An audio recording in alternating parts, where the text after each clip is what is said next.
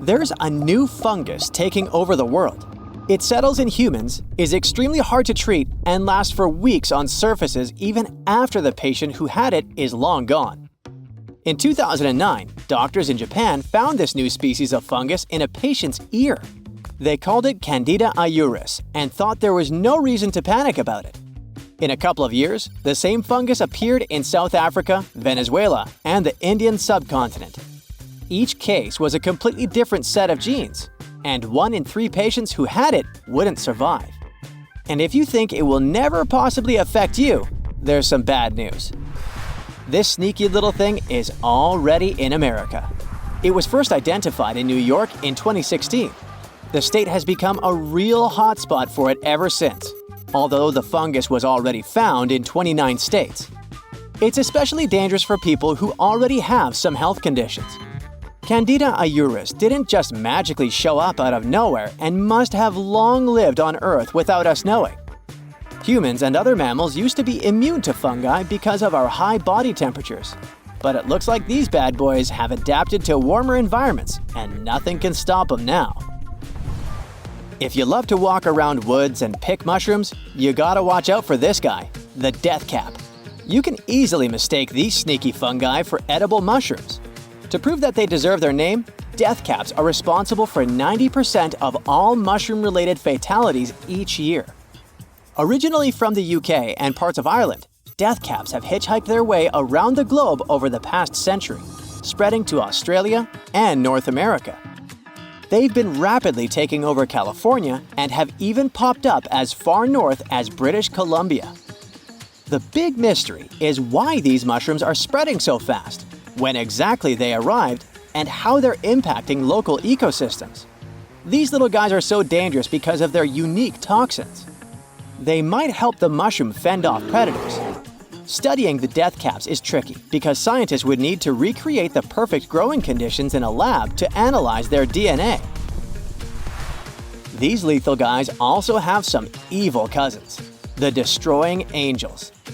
These all-white guys look a lot like perfectly edible button mushrooms and meadow mushrooms. So, a lot of people eat them by mistake and find out about it 5 to 24 hours later.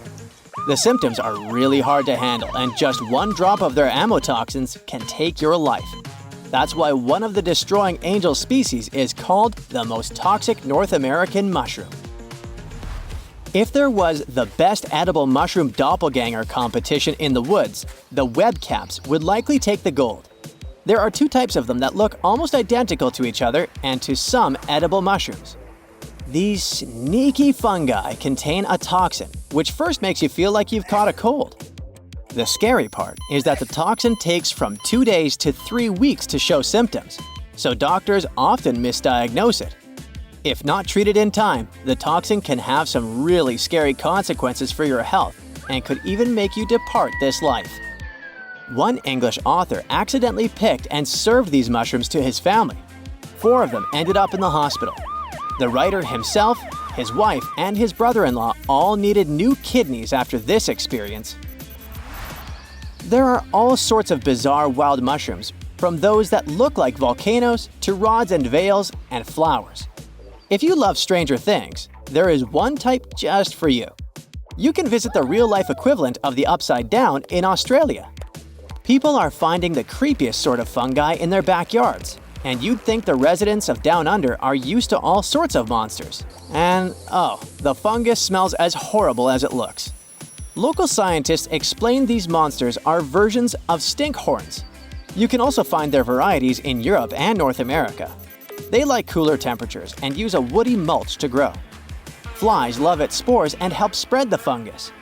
Both the anemone stinkhorn and the octopus stinkhorn that were recently found are safe for humans and pets, but only at the egg stage when the smell is not so potent. You probably wouldn't eat it later anyway because of the decaying flesh odor. Morels are some of the most delicious mushrooms with an earthy, nutty flavor. They have a meaty texture, unlike most mushrooms, and that's probably why chefs and their clients love them so much. They only grow in the wild between March and June, which makes them so expensive. And they have an evil look-alike, the false morels. They have caused trouble in the US and Europe. Some folks claim false morels are safe to eat if prepared correctly, but would you really want to risk it? If you're a forager, you need to learn to tell the difference between the real and the fake thing. True morels have small, pitted hollows in their caps. They're completely hollow from the tip of the cap to the bottom of the stem. On false morels, the cap may be ridged, wrinkled, waved, or smooth, but it doesn't have the hole-like pits of a true morel. The inside is not hollow, but filled with cottony fibers or chunks of tissue. Poison hemlock is a super toxic plant from the carrot family. It's easy to confuse it with wild carrot, wild parsnip, or wild parsley. And trust me, if you make that mistake, you'll seriously regret it. Every part of the hemlock plant, seeds, roots, stems, leaves, and fruit, is poisonous and can take your life if you eat it. Some scientists even believe that the famous Greek philosopher Socrates was executed using this plant. Settlers brought hemlock to the US from Europe as a garden plant. So thanks to them, it now grows all over the country on fences, roadsides, ditches, meadows, and in other low-lying areas. If you ever eat this plant by mistake, you need to call 911 or head to the nearest emergency room immediately because symptoms can appear within 15 minutes. Unlike poison ivy, poison hemlock usually won't give you any problems if you just touch it. But it's still best to play it safe, especially if you have sensitive skin. White snakeroot is an innocent-looking plant that took the life of Abraham Lincoln's mother. She didn't even have to eat the plant or its white flowers. Nancy Hanks passed away after drinking the milk of a cow that was gazing at the meadow with white snakeroots. Yep, the meat and milk from livestock that eat this plant can pass the toxin to humans. The result will be less than pleasant and more than dangerous, so you'd be better off not trying it. Farmers know about this hazard, so they do everything to kick the white snakeroot from where their animals wander. Have you ever seen this sneaky woody vine with slender branches and bright red pods that look like crab eyes climbing over other plants outside your neighbor's house? Someone probably brought it from India or Asia as a decoration a long time ago. It grows really quickly and actually has some practical uses.